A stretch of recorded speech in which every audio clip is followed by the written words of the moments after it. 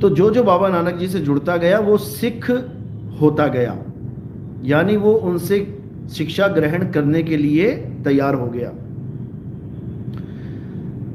अब बाबा नानक एक इंसान थे, आदमी कह लो। तो जो शिष्य थे वो बाबा नानक से जुड़ने लगे। बाबा नानक एक इंसान थे जो हर बात को बोल सकते थे, बोल के समझा सकते थे। इसलिए लोगों ने उनको गुरु धारण किया,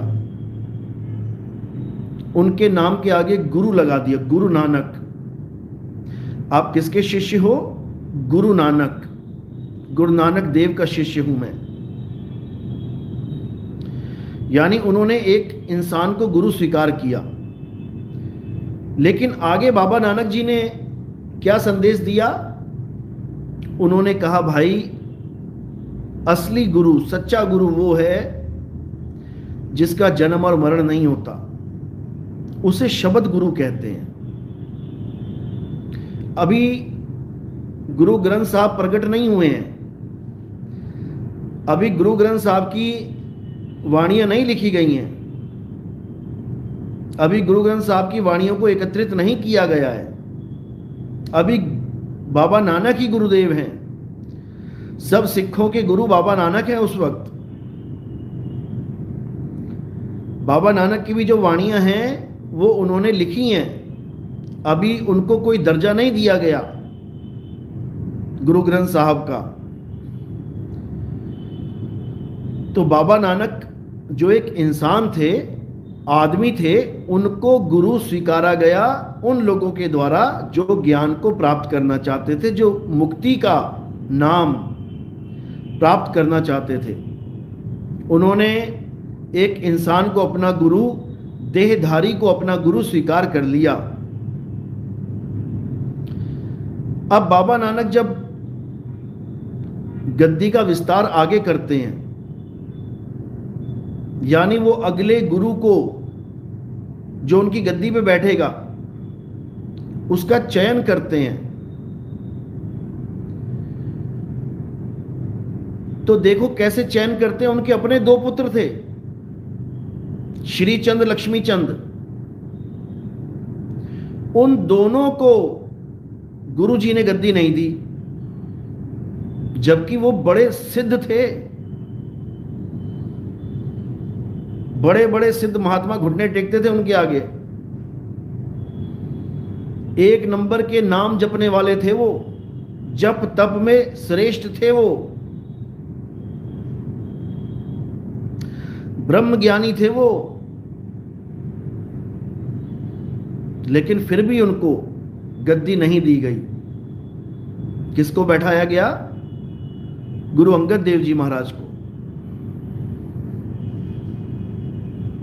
अब वो भी इंसान थे, वो भी देहधारी थे, यानी एक देहधारी ने दूसरे देहधारी को गद्दी सौंप दी। अब तीसरे गुरु जी आए, बुजुर्ग थे गुरु अमरदास जी। दूसरे देहधारी ने उनकी सेवा देख के इतनी सेवा करी, उन्होंने इतनी सेवा करी, बुजुर्ग थे बिल्कुल बूढ़े एकदम।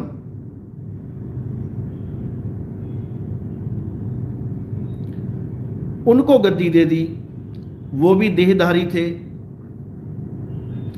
करते करते करते 10वीं पातशाही तक, गुरु गोविंद सिंह तक ये गद्दी चलती आई। गुरु गोविंद सिंह जी भी देहधारी थे, उनका भी शरीर था, और उनका गुरु भी देहधारी था, 9वीं पातशाही, जिनका सिर कलम कर दिया गया था। दिल्ली शीशगंज जो गुरुद्वारा बनाए वो उन्हीं के यादगार में बनाए। देहधारी थे, शीश कलम कर दिया मुगलों ने। अब 10वीं पातशाही जो गुरु गोबिंद सिंह थे, उनकी जंग हो गई मुगलों के साथ, भयंकर। राजपाट छोड़ के जंगलों में भी जाना पड़ गया। 4 दिल के टुकड़े थे उनके, उनके बच्चे, वो भी शहीद हो गए।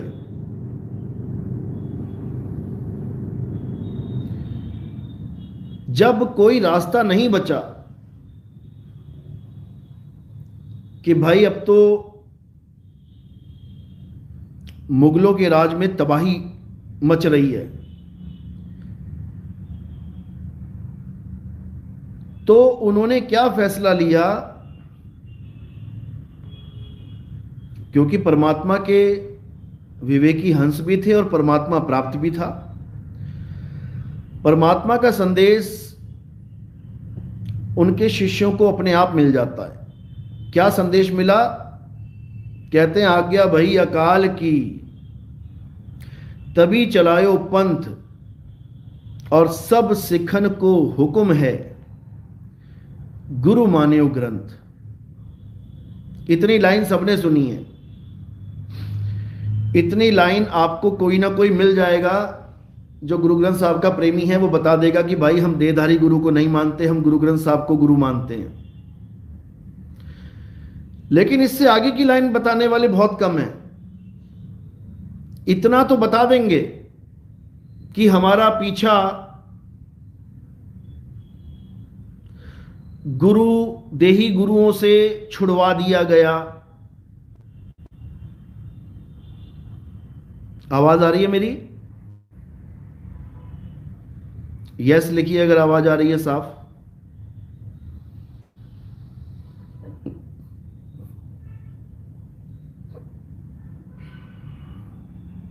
ओके। तो बहुत से लोग ये कहते हैं कि देहधारी गुरु धारण करने की जरूरत ही नहीं है। देहधारी गुरु हम धारण ही नहीं कर सकते। क्यों? क्योंकि 10वीं पातशाही ने मना कर दिया कि देहधारी गुरु धारण नहीं करना है।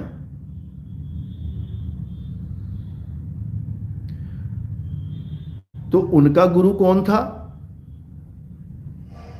क्या उनका गुरु देहधारी नहीं था? क्या उनके गुरु का गुरु देहधारी नहीं था? क्या उनके गुरु के गुरु का गुरु और उनके आगे गुरुओं का गुरु देहधारी नहीं थे? क्या बाबा नानक देहधारी नहीं थे? तो यानी बाबा नानक को भी गुरु मानना बंद कर दिया जाए क्या?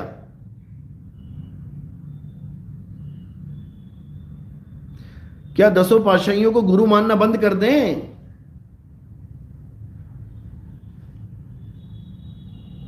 इसके पीछे बहुत बड़ा राज है। इसके पीछे बहुत बड़ा मालिक का जो खेल है, उसको समझने के लिए अभी तुम्हारे पास इतनी बुद्धि नहीं है जो समझ पाओ कि ये क्या खेल चल रहा है, कैसे इस जीव को मुक्त करना है। ये परमात्मा जानते हैं, ये परमात्मा जानते हैं।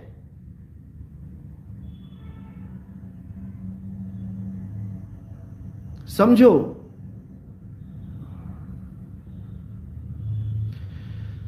क्या कारण था कि गुरु मान्यो ग्रंथ बोलना पड़ा? जब उनको गद्दी मिली तब क्यों नहीं बोला कि मुझे गुरु मत मानो, मैं देहधारी हूं? तब उन्होंने गद्दी स्वीकार ही क्यों करी? कह देते नहीं, ग्रंथ तो आ ही चुका था, ग्रंथ का दर्जा ग्रंथ साहब को मिल चुका था, ग्रंथ का तो पाठ होता था। फिर तो 10वीं पातशाही को गद्दी लेनी ही नहीं चाहिए थी। वो कह देते, भाई ग्रंथ साहब हमारे गुरु हैं और मुझे गद्दी पे नहीं बैठाया जाए, ग्रंथ साहब ही हमारा गुरु है। समझो,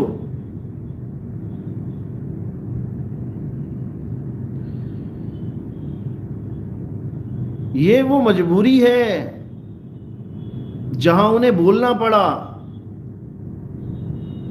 कि सब सिखों को हुक्म है गुरु मान्यो ग्रंथ, क्योंकि औरंगजेब के साथ युद्ध हो रहा था और अगला गुरु अगर वो किसी को निर्धारित कर देते, हालांकि उनके चारों जिगर के टुकड़े शहीद हो चुके हैं, किसी ना किसी संगत में से ही किसी को बैठाया जाना था, लेकिन औरंगजेब उसके पीछे पड़ जाता, उसका भी कत्ल करने की पूरी कोशिश की जाती और तबाही मचती। इसलिए परमात्मा की तरफ से संदेश आया इस वाणी का, क्योंकि वाणी परमात्मा से ही आती है। क्या वाणी उतरी कि आज्ञा भई अकाल की तभी चलायो पंथ, जबकि अकाल की आज्ञा तो पहले से चल रही है। बाबा नानक भी तो अकाल की आज्ञा से ही आ रहे हैं, लेकिन अगर अकाल की आज्ञा ना होती कि आगे गुरु देही गुरु को बैठाना है, तो गुरु नानक देव वहीं पे खत्म कर देते गुरुवाई, और आगे किसी देहधारी गुरु को नहीं बैठने देते। यानी बाबा नानक के टाइम में ये अकाल की आज्ञा नहीं हुई थी। बाबा नानक के टाइम में अकाल की ये आज्ञा नहीं थी कि गुरु ग्रंथ को माना जाए, इसीलिए तो उन्होंने आगे गुरुवाई चलाई, उन्होंने देहधारी गुरुओं को गद्दी पे बैठाया। लेकिन उनको पता था कि एक समय ऐसा आएगा जब त्राहिमाम हो रहा होगा भारत में, क्योंकि ये संत लोग जानी जान होते हैं। परमात्मा इनको हर वो इंफॉर्मेशन दे देता है जो काल भगवान ने भविष्य में छुपा के रखी है। परमात्मा की दया से इनको सारी इंफॉर्मेशन मिलती रहती है कि क्या होना है, क्या होगा, सब कुछ मालिक की दया से इनको प्राप्त होता है। करे करावे आप पे आप, मानस के नहीं कुछ भी हाथ। परमात्मा सारा संदेश पहुंचा देते हैं अपने भक्तों के पास। बाबा नानक को भी पता था कि एक समय आएगा जब इस गद्दी पे किसी देहधारी को नहीं बैठाया जाएगा, ग्रंथ को बैठाया जाएगा। लेकिन उन्होंने यह भी बता दिया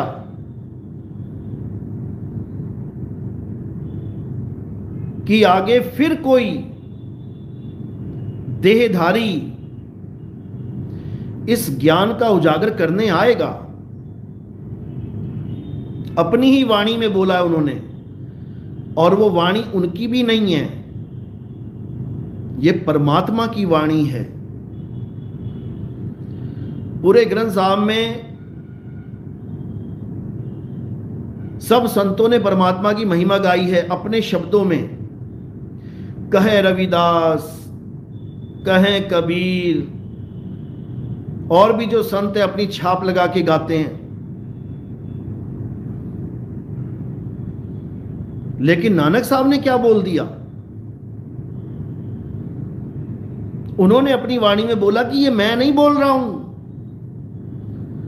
कोई गलती से मेरी वाणी मत समझ लेना इसको कि कहे नानक, बिल्कुल नहीं। उन्होंने शुरुआत में ही क्लियर कर दिया। अंग नंबर 722 में जब आप देखेंगे गुरु ग्रंथ साहब में, उन्होंने क्या वाणी बोली? जैसी में आवे खसम की वाणी, और तैसा करी बयान वे लालो। कहते हैं जैसी में आवे खसम की वाणी, कि अब जो मैं बोलने जा रहा हूं ये खसम की वाणी निकल रही है, ये भविष्यवाणी निकल रही है, ये भविष्य का हाल बता रही है। जैसा मैं बोल रहा हूं वैसा लिख, वैसा बयान कर।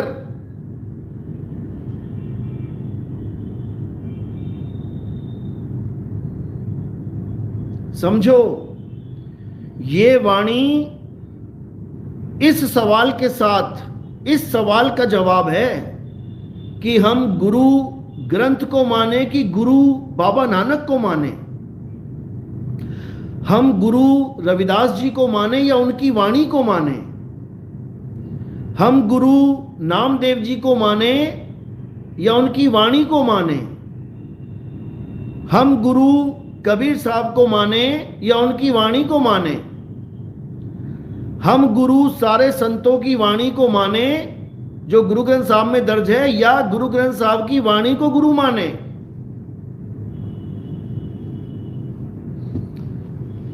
इस वाणी में उसका आंसर छुपा है।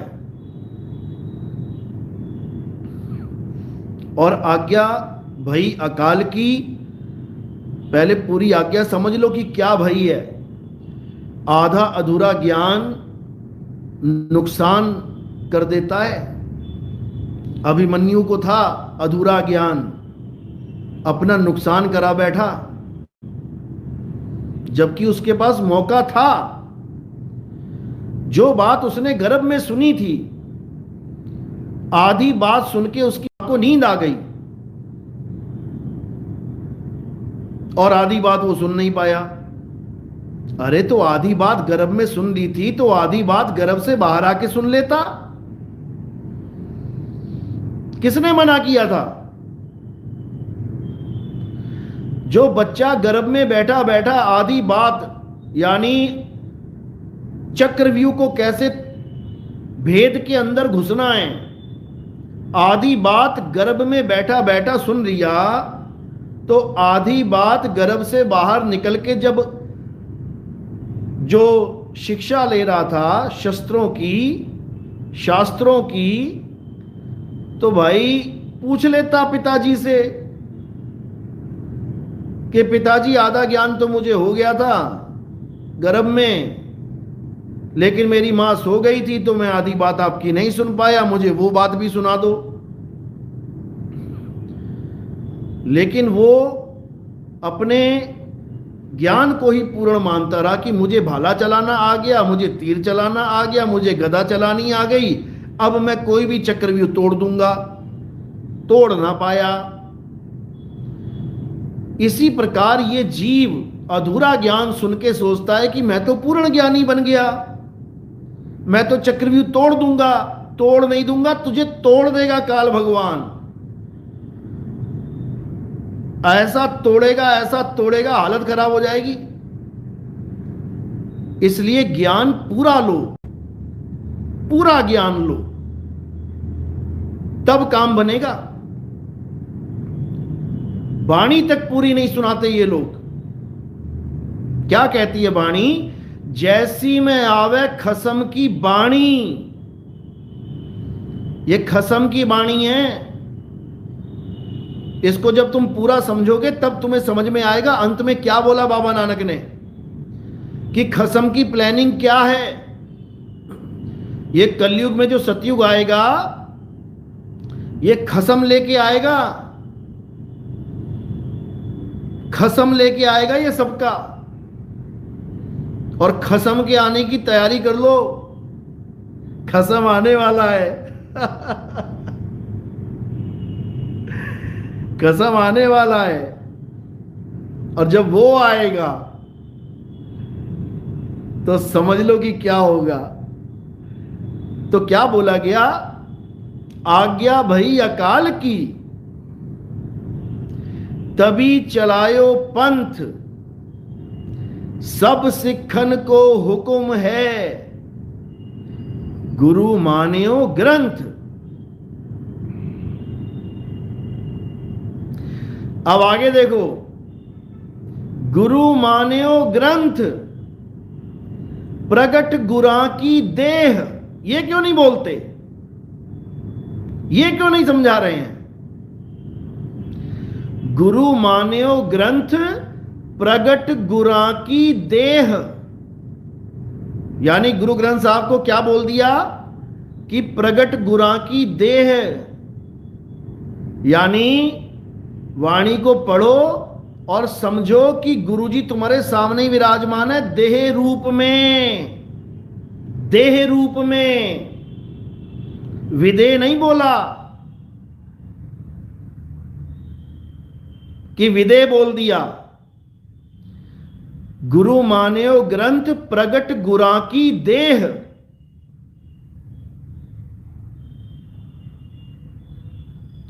समझो,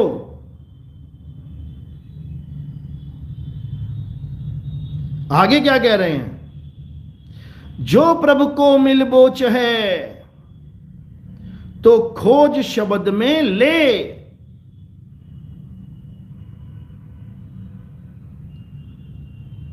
कहानी फिर शब्द पे आ गई है। अब शब्द कौन सा, कहां खोजूं?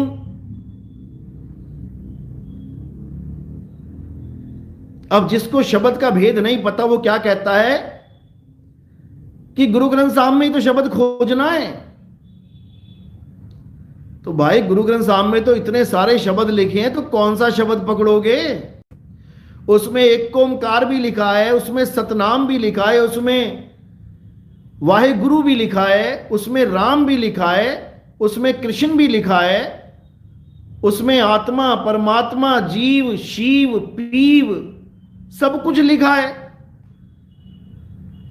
परमेश्वर लिखा है, महाप्रभु लिखा है,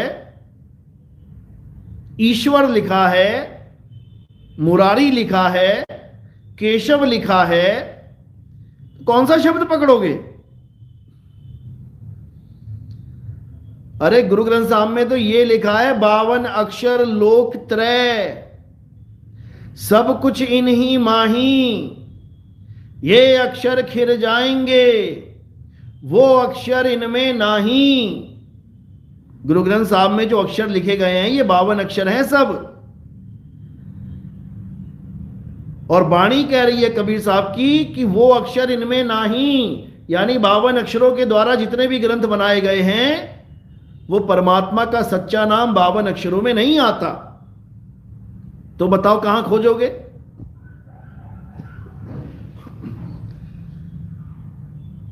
अंग नंबर 340 की वाणी है ये।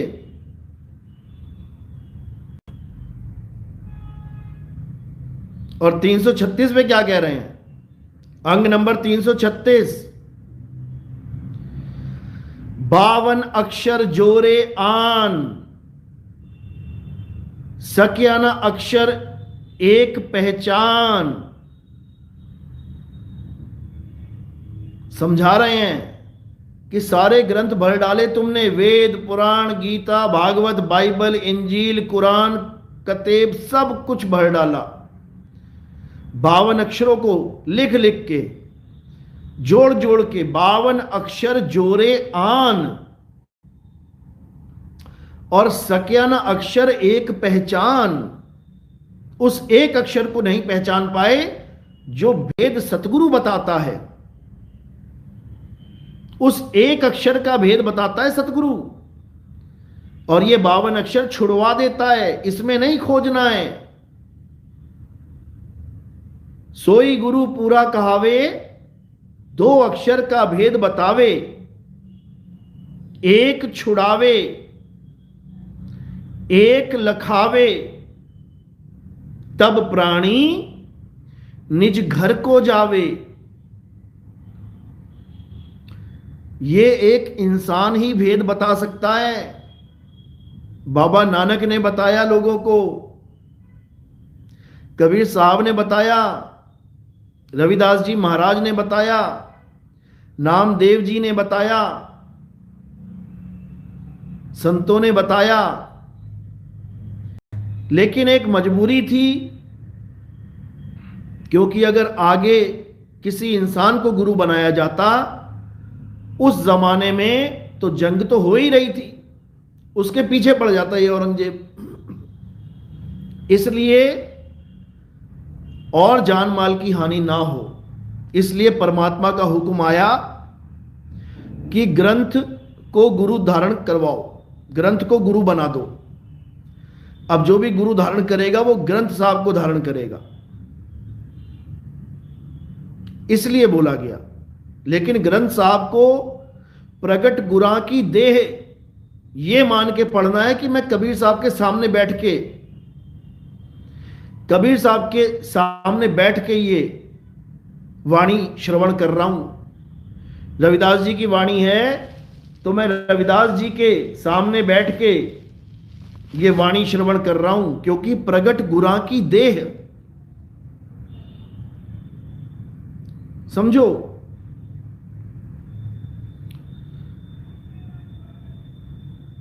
तो बाबा नानक ने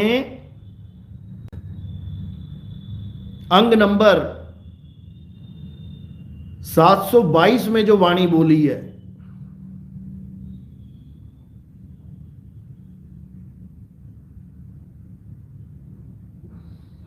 हाँ मुझे पता है कि बाबा नानक जी की, चारों पातशाहियों की और पांचवी पातशाही की, इनकी वाणियां, नौवीं पातशाही की भी शायद वाणी है उसमें। बाबा जो गुरु गोविंद सिंह जी हैं उनकी वाणी इसमें नहीं है, उनका अलग ग्रंथ है, दसम ग्रंथ। उन्होंने तो अपनी वाणी भी दर्ज नहीं करी इसमें। करने को नहीं कर सकते थे क्या? कर सकते थे, लेकिन उन्होंने अपनी वाणी दर्ज नहीं करी। उन्होंने अलग ग्रंथ लिखा है, दसम ग्रंथ, जिसमें निकलंक अवतार, कल्कि अवतार का जिक्र आता है। उसके बारे में भी बात करेंगे, आज वो विषय नहीं है। उसके बारे में पूरा डिटेल में जाएंगे, उन्होंने क्या क्या बोला है कल्कि अवतार के लिए, और सब सिखों को बोला है कि वो अवतार होगा, होगा और होके रहेगा, और उसके आने का मकसद केवल यही होगा कि सत्य का परचम लहराना, कलयुग में सतयुग लाना, इस पूरी दुनिया में खालसा राज को कायम करना, सबको खालिस बना देना। ये कल्कि अवतार के बारे में 10वीं पातशाही ने अपने ग्रंथ में विस्तार से लिखा हुआ है।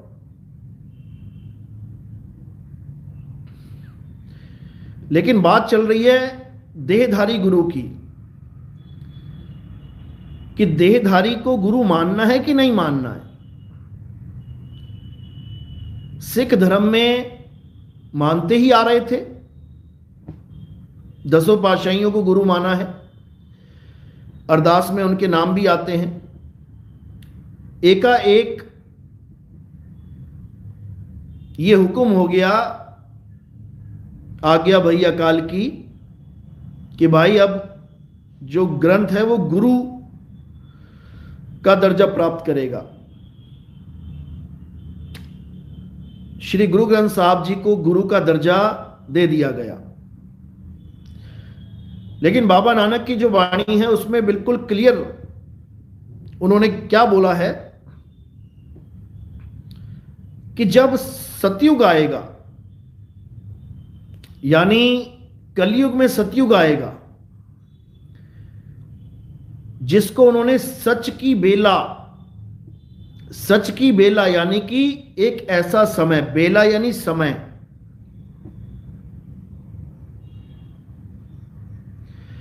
कि एक ऐसा समय आएगा, सच की बेला आएगी, जब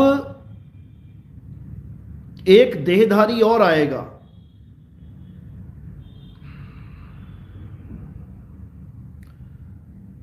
उसके लिए क्या बोला गया, आप पूरी वाणी पढ़ सकते हो,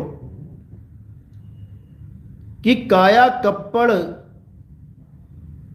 टूक टूक होसी, यानी जब वो आएगा तो इस काया को कपड़ा बताकर, टूक टूक यानी नाशवान बता देगा। होगा तो वो देहधारी, लेकिन देह का खंडन करेगा।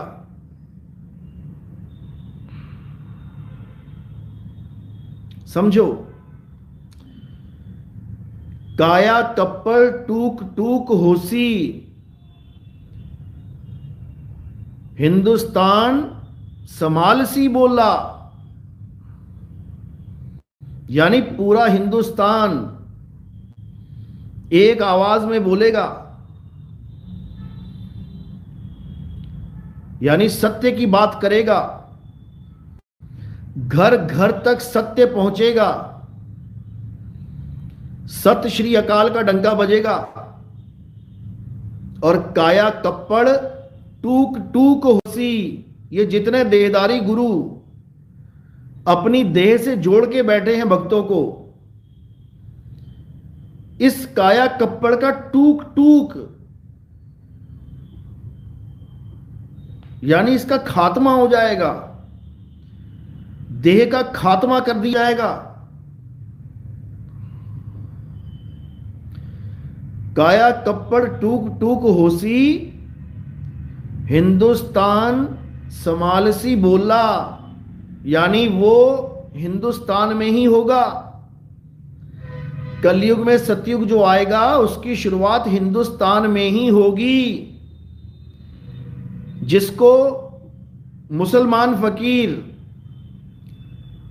जिसको हदीसों में मोहम्मद साहब बयान करते हैं, अरब देश में खड़े होकर भी पूरब दिशा में, मशरक दिशा में हिंदुस्तान की तरफ देखते हुए घंटों घंटों खड़े रहते थे। कोई उनसे पूछता था कि आप पूरब दिशा की तरफ क्या देखते रहते हो, तो वो कहते थे कि मुझे पूरब दिशा से खुशबू आती है, ऐसी खुशबू आती है कि क्या बताएं।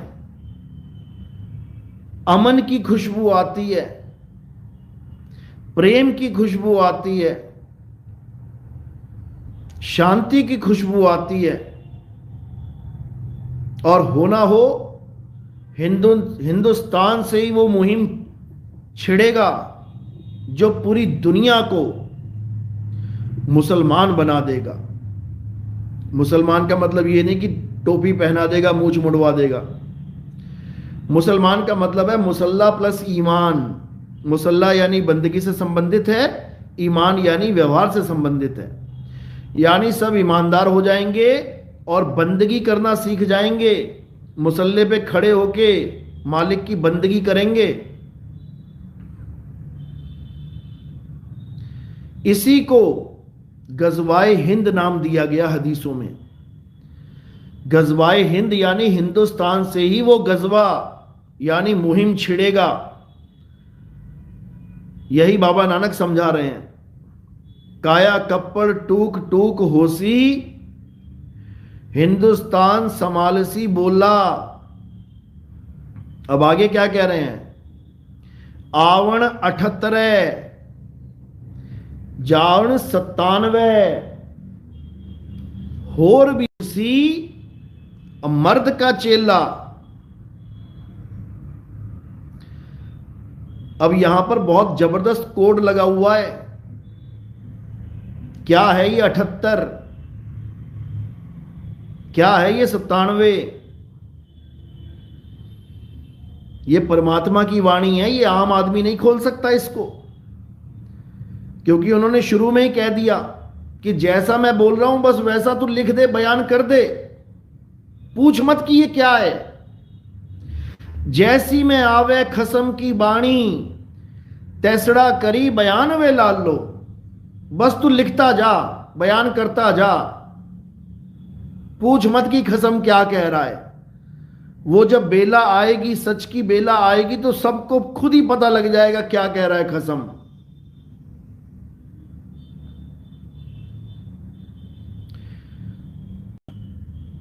तो आगे क्या कहते हैं? आण 78, जान 97, होर भी उठसी मर्द का चेला।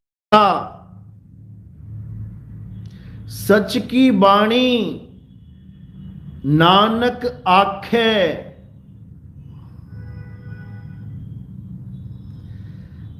अब क्या कह रहे हैं कि जो मैं कह रहा हूं वो वाणी बिल्कुल सत्य है।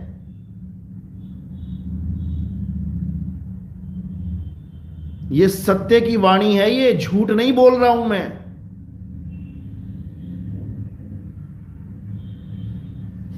समझ लो।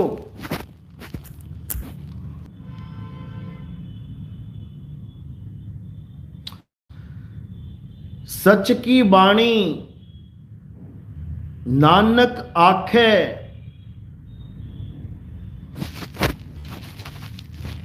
पानी डाल दूंगा, आप इसको देख सकेंगे। राजू दास,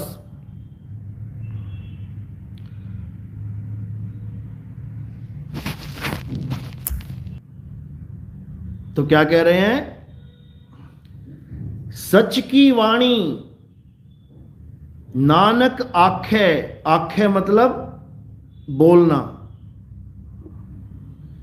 पंजाबी में कहते हैं वो मैं कदा आख रहा तेनों, सुनता ही नहीं है। आखना मतलब बोलना। सच की वाणी, सच यानी परमात्मा। परमात्मा मुझसे बुलवा रहे हैं।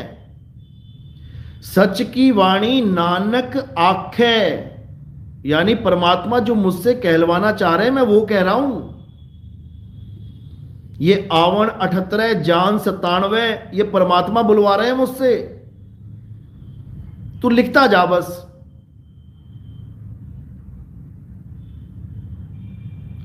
सच की वाणी नानक आखे, सच सुनाइसी सच की वेला।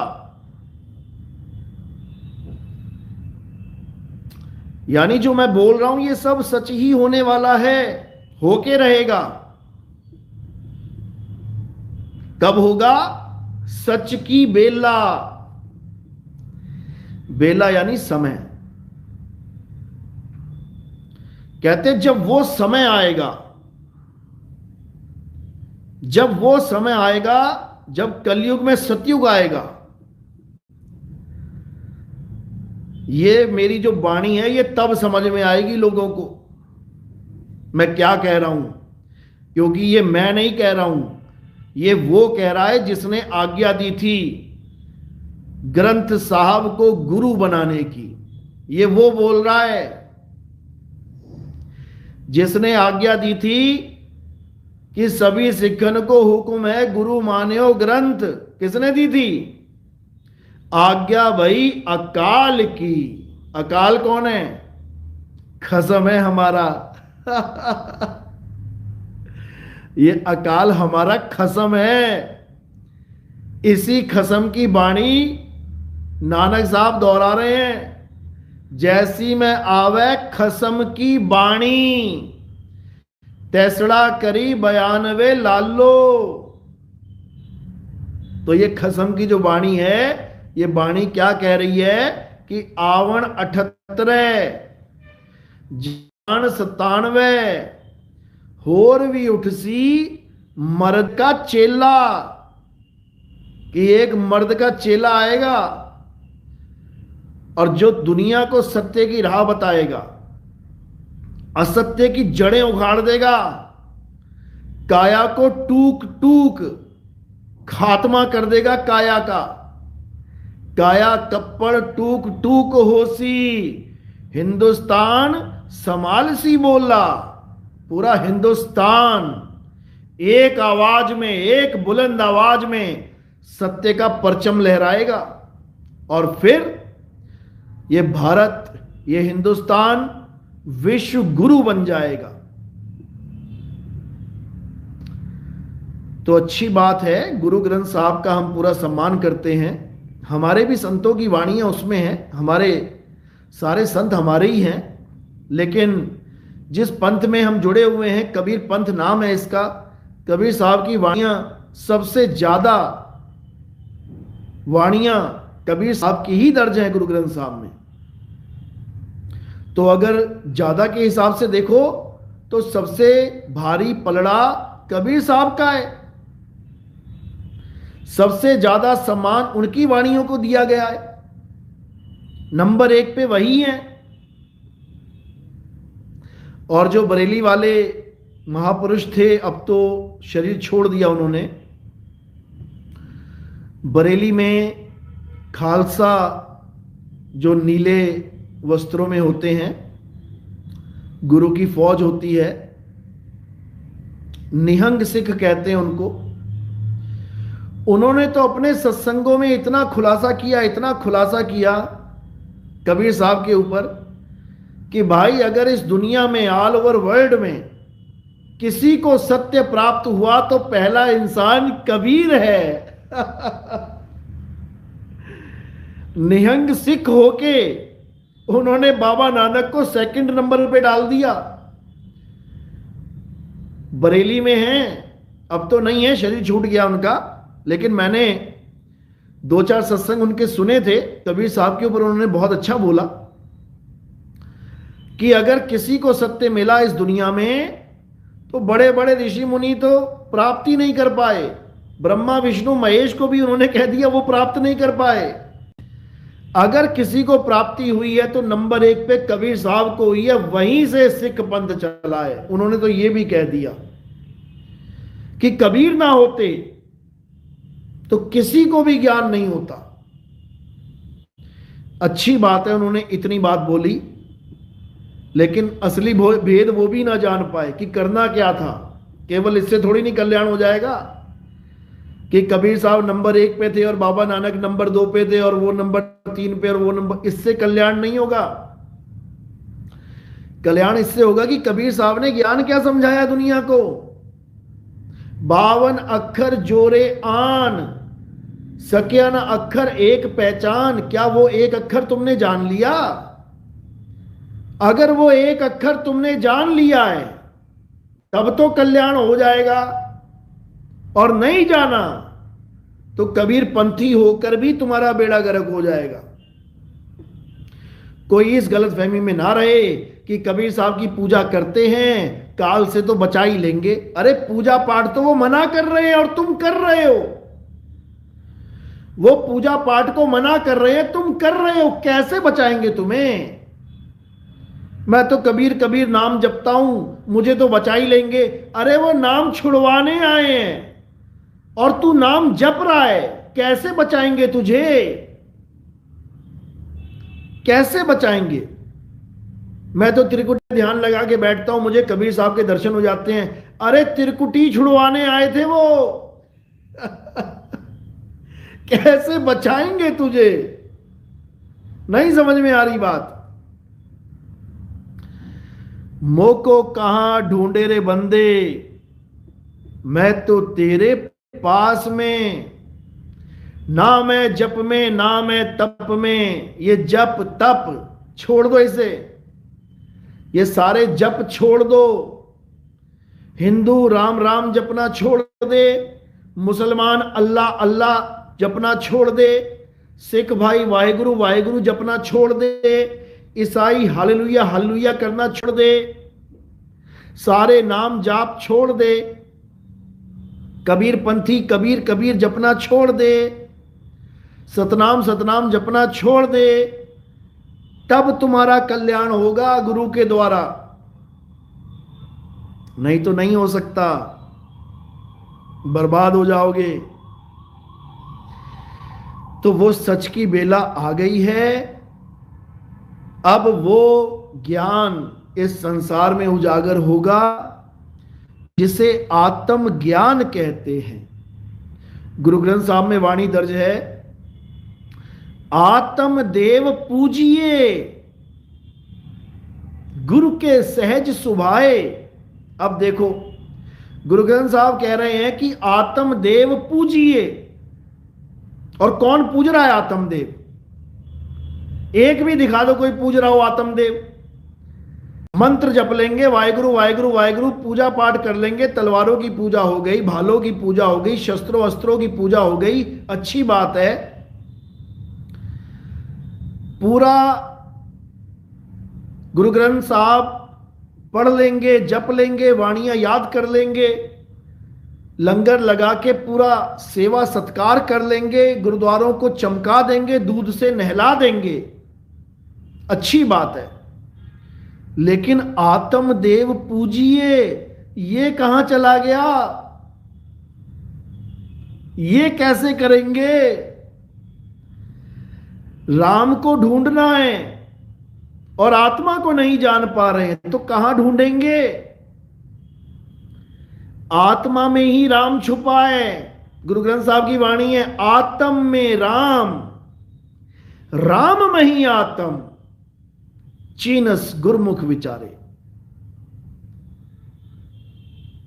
आत्मा में राम है, प्रभु आत्मा में है, लेकिन आत्मा का भेद बताने वाला कोई गुरु नहीं मिल रहा है। दिक्कत यह है। मंत्र जपाने वाले मिल रहे हैं, पूजा पाठ कराने वाले मिल रहे हैं, राधे राधे राम राम वाहेगुरु वाहेगुरु करवाने वाले मिल रहे हैं, तीर्थों में स्नान कराने वाले मिल रहे हैं, पर्वतों के चक्कर लगवाने वाले मिल रहे हैं, जब तब पूजा पाठ व्रत नित्य नेम कराने वाले मिल रहे हैं, लेकिन आत्म ज्ञान देने वाले नहीं मिल रहे हैं। ध्यान कराने वाले मिल रहे हैं, त्रिकुटी में ध्यान कर ले, इंगला पिंगला में ध्यान कर ले, श्वासों में ध्यान कर ले, नाभि में ध्यान कर ले, हृदय में ध्यान कर ले, ध्यान ही करता करता मर जा। लेकिन आत्मा का ज्ञान बताने वाला कोई नहीं मिल रहा है। समझो। और कबीर साहब कह रहे हैं, जल में मीन प्यासी, मोहे देखत आवे हासी, आत्म ज्ञान बिना नर भटके, कभी काबा कभी काशी। बिना आत्म ज्ञान के भटकते रह जाओगे। आत्म ज्ञान है नहीं तो क्या करोगे? मंत्र जपोगे, तंत्र करोगे, तीर्थों के चक्कर काटोगे। कोई काशी को भाग रहा है, कोई केदारनाथ को भाग रहा है, कोई हेमकुंड साहब भाग रहा है, कोई केरल में मंदिरों के दर्शन करने के लिए भाग रहा है, कोई कहीं भाग रहा है, कोई कहीं भाग रहा है, कोई मक्का मदीना भाग रहा है। ये दौड़म दौड़ क्यों लगी हुई है पता है? क्योंकि आत्मा का ज्ञान नहीं है। आत्मा में परमात्मा का वास है। जो प्रभु को मिलबोच है तो खोज शब्द में ले। और शब्द क्या है? ये शब्द भेदी गुरु बताएगा, मंत्र नहीं जपवाएगा, मंत्रों को छुड़वाएगा, 52 अक्षरों को छुड़वाएगा। गरीबदास जी समझा रहे हैं, 52 अक्षर लोक त्रय, 52 अक्षर लेख राम रंग हो रही हो। यानी 52 अक्षर क्या है? लेख है। लेख, लेख का मतलब होता है लिखने में आ जाए, उसे लेख कहते हैं। रामपाल जी महाराज ने क्या बता दिया? 52 अक्षर क्या हैं? संस्कृत भाषा के हैं। संस्कृत भाषा के जितने ग्रंथ हैं उसमें परमात्मा का नाम नहीं लिखा गया है। ये अनुवाद कर दिया इस दोहे का, मूर्ख बना दिया सबको। जबकि वाणी कह रही है 52 अक्षर लेख। लेख यानी लिखने में आते हैं। ये मंत्र जंतर लिखने में आते हैं। ये सब 52 अक्षरी मंत्र हैं। छोड़ो इसको। 52 अक्षर लेख राम रंग होरी हो, वो अक्षर यामे नाही राम रंग होरी हो। कर दिया खात्मा 52 अक्षरों का। क्योंकि ये लेख में आते हैं और परमात्मा का नाम अलेख है। अलेख वो लिखने में नहीं आता, वो बोलने में नहीं आता, वो पढ़ने में नहीं आता। 52 अक्षर लेख राम रंग होरी हो, वो अक्षर यामे नाही राम रंग होरी हो। कागज कलम कलेस, कागज कलम कलेस यानी कागज और कलम से लिखने वाले सारे नाम तेरे जीवन के लिए कलेश है, कलेश। समझो, कागज कलम कलेश, जबकि कागज और कलम से ही सारी वाणी लिखी है उन्होंने। जो ये 50-50 हजार रुपया लेके वाणी का पाठ कर रहे हो, ये कागज और कलम से ही लिखी गई है, कलेश है ये। गुरु ग्रंथ साहब की वाणी 50-50 हजार में ये गा के पैसा इकट्ठा कर रहे हैं। गुरु ग्रंथ जो गरीबदास जी महाराज का है, गरीबदास जी ने 5 पैसा नहीं लिया कभी से, कभी किसी से। गरीबदास जी महाराज ने 5 पैसा ना लिया कभी किसी से, फ्री में वाणी दी है समाज को।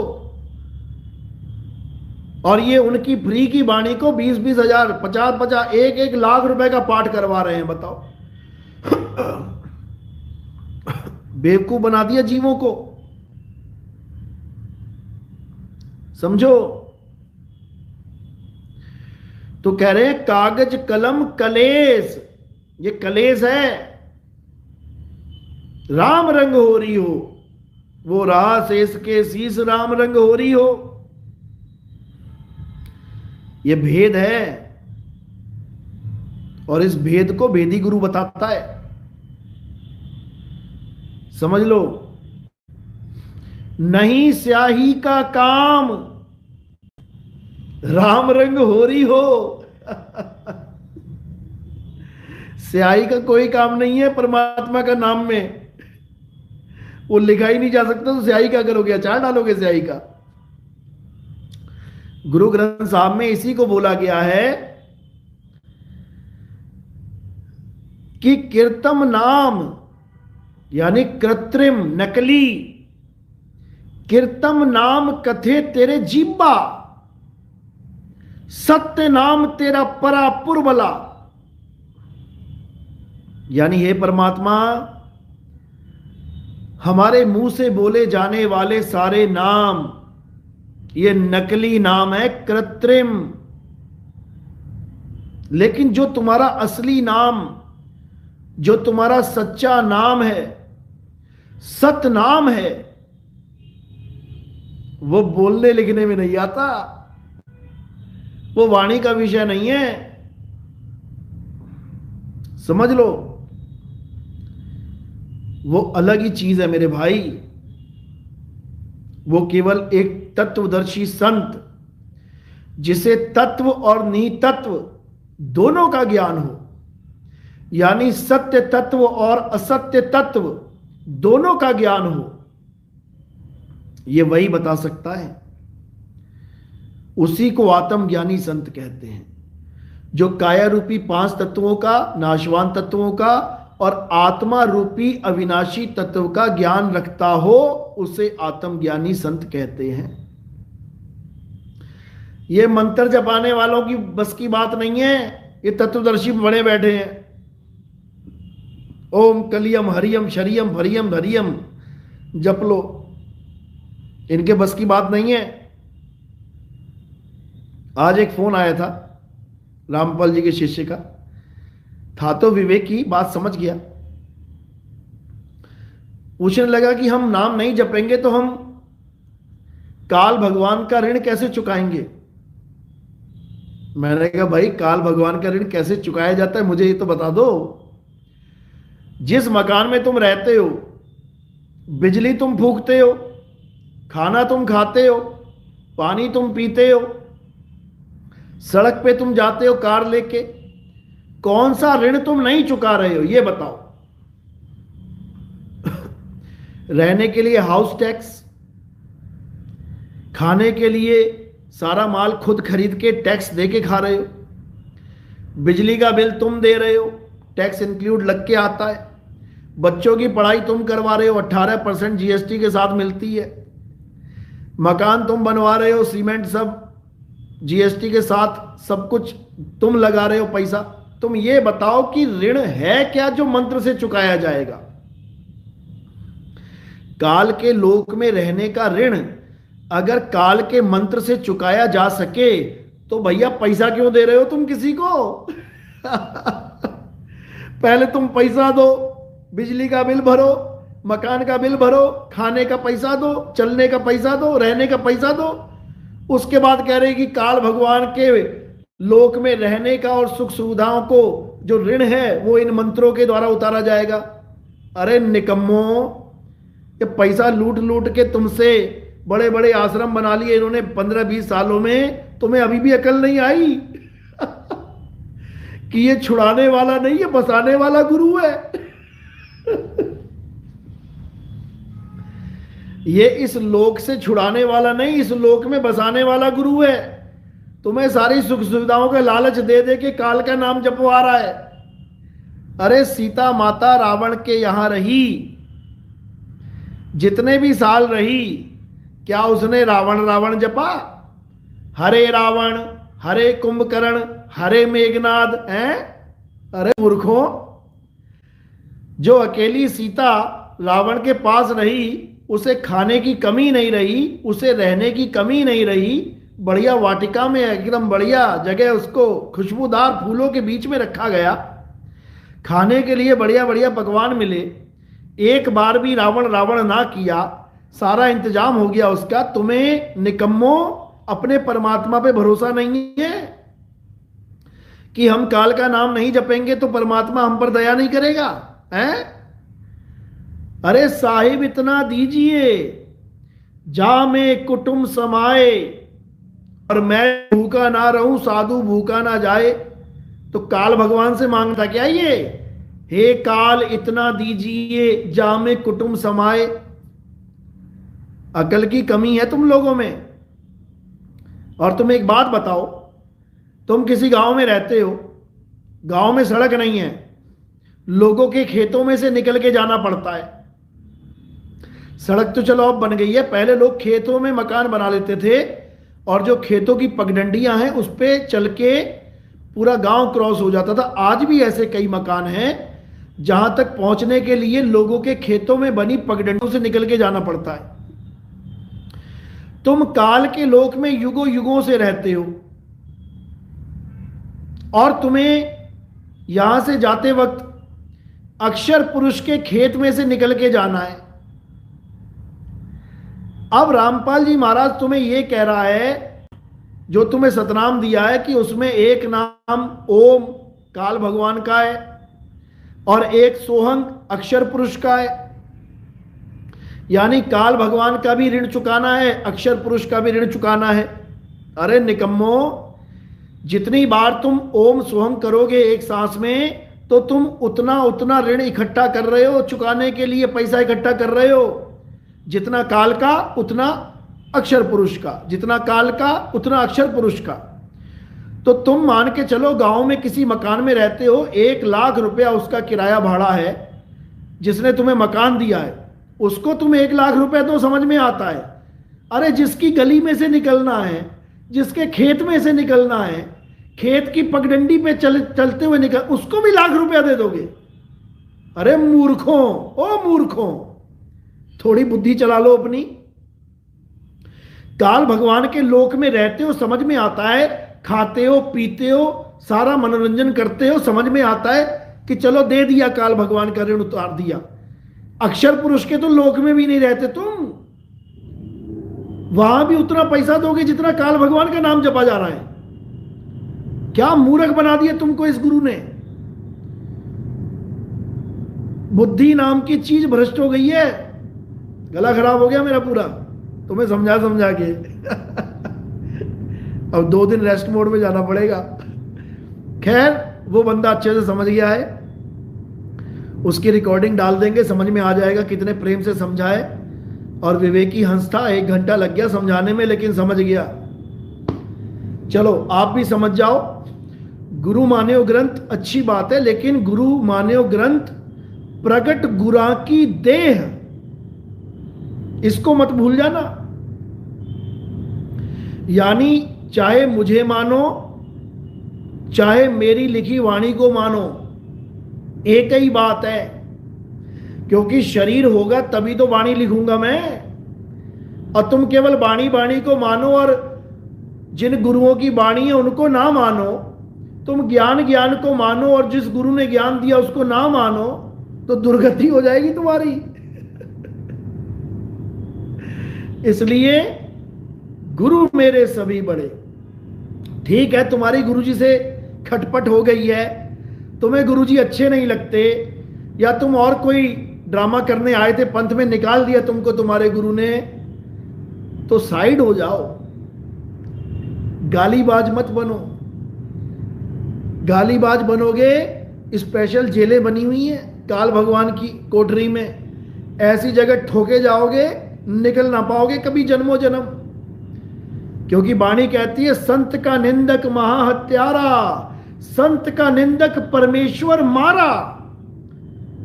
परमेश्वर भी उसकी मदद नहीं करता जो संत का निंदक होता है, और तुम तो गुरु की ही निंदा कर रहे हो। समझ लो, होती है खटपट, गुरुओं और चेलों में हो जाती है खटपट। हमारे आश्रम में भी राजनीतियां चली, हमारी भी खटपट हो गई चेलों के साथ, गुरुजी के चेलों के साथ। ऐसा मौका भी आ गया कि हमें आश्रम छोड़ना पड़ गया, लेकिन ये जोड़े हाथ, हमने उस आश्रम को छोड़ा, लेकिन अपने गुरु को दिल से नहीं निकाला, ना ही हमने गुरु के लिए कोई अपशब्द बोला।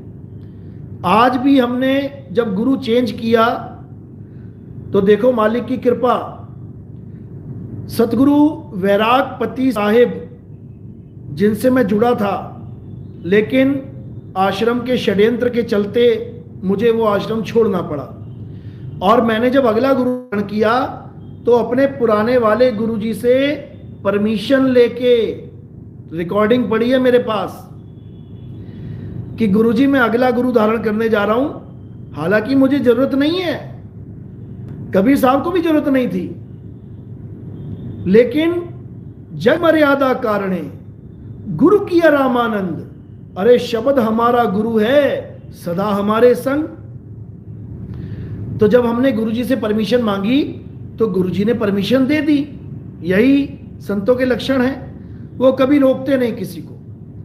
जिसको आना है आओ और जिसको जाना है जाओ।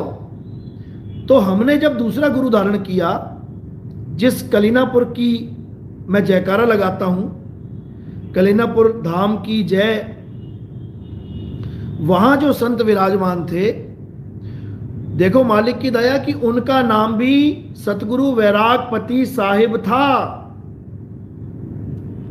यानी मेरी जुबान से किसी और गुरु का नाम नहीं निकलवाने दिया परमात्मा ने। किसी और गुरु का नाम नहीं निकलने दिया परमात्मा ने। आज भी मैं वैरागपति साहिब के जयकारे लगाता हूं, दोनों को एक ही श्रेणी में रखता हूं मैं, दोनों ही हमारे गुरु हैं। हम क्यों किसी से बैर करें, हम क्यों किसी से झगड़ा करें, हम क्यों किसी के साथ मन मुटाव रखें। कबीर खड़ा बाजार में चाहे सबकी खैर, और ना काहू से दोस्ती ना काहू से बैर। हमारा कोई शिष्य कहता है कि आपके गुरुदेव आ रहे हैं, हम दर्शन करना चाहते हैं, जाओ,